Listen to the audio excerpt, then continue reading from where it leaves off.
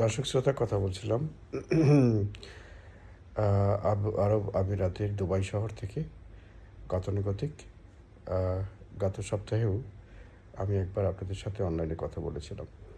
বাংলাদেশের বর্তমান পরিস্থিতি আসলে কিছুটা হলেও যেন মুখ খুলতে ইচ্ছে করে, না খুলেও যেন উপায় নেই, এমন একটা পরিস্থিতি।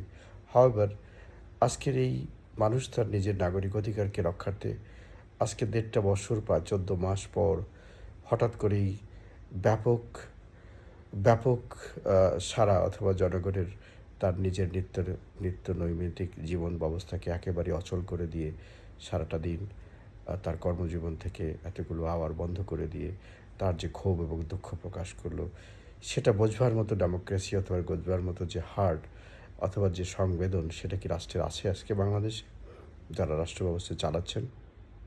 যদি থাকে তো অনেক ভালো, যদি না থাকে দুঃখ থাকবে যে আমরা ৫০ বৎসরের বেশি আগে যে স্বাধীন বাংলাদেশ হাঁটি হাঁটি পা করে যে ৫০ বৎসর পেরিয়ে গেল, গণতন্ত্র আমরা অনেক অনেক দূর পেরিয়ে গেছে, উন্নয়নের চাকাও অনেক দূর ঘুরিয়েছে।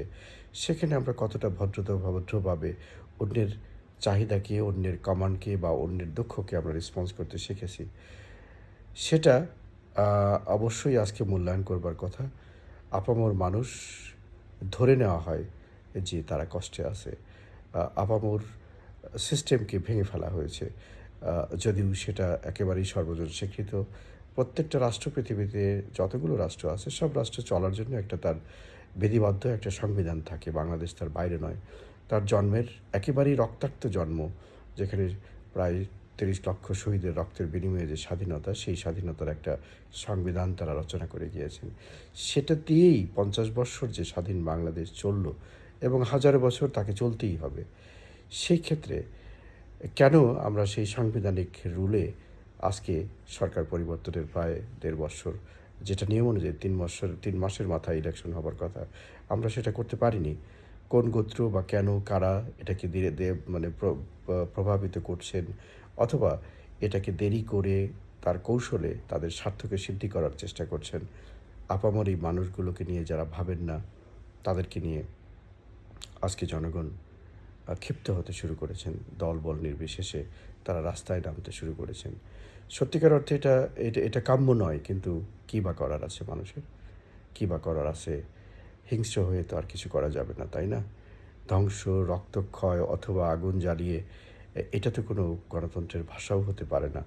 প্রতিপক্ষ যারা করেছেন কিছুদিন আগেও জুলাই আন্দোলনের নামে, সেটাও তো আসলে আজকে যারা এফেক্টেড, যাদের যাদের সংসার, যাদের ব্যবসা, যাদের সন্তান আজকে প্রতিদিন ক্ষতবিক্ষত হচ্ছেন অথবা মারা যাচ্ছেন, আইনের কোনো সহযোগিতা বা প্রশ্রয় পাচ্ছেন না, বা প্রোটেকশন পাচ্ছেন না। সেই ক্ষেত্রে তাই বলে তো আবার একটা সহিংসতাকে আরেকটা সহিংসতা দিয়ে প্রতিশোধ নেওয়া যায় না।